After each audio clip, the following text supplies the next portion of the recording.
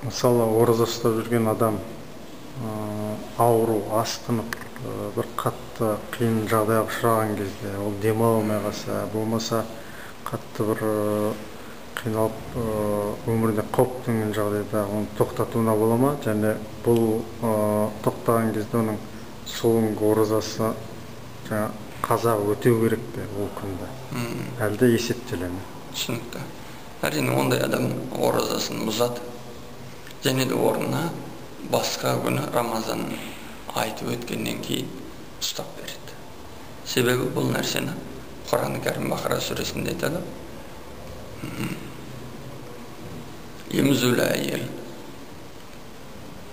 жүкті әйел және де науқас адамдар ораза кезінде, Рамазан айында ораза ұстай алмаса, өзге күндерде, фаиддаты мен айямин ухар деп келеді аятта, өзге күндерде оразасын ұстап берсін дейді. Яғни шама шарқына келген кезде, жаздың күні кейбір кісілердің шөптің иісінен, не болмаса ыстықты аптапты күннен аллергиясы болады. Сондай жандарға да қатысты. Бұл күндер жаңағы ол талып қалуына, тағысын тағы жағдайларға соқтықтырмай, ауруын асқындырмай, өзінің оразасын бұзып, өзге күндер тек қана қазасын ғана өтейді. Кафарат керек емес ондай науқас.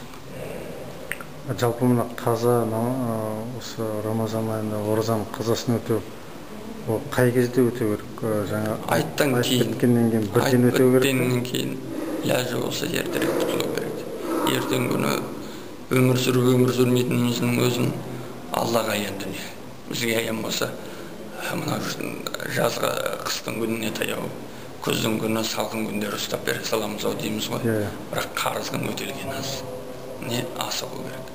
Себебі ол Құдайдың берген әрбір күні бізге бір мұрсат, бізге бір кеңшілік, рахмет болып есептеледі.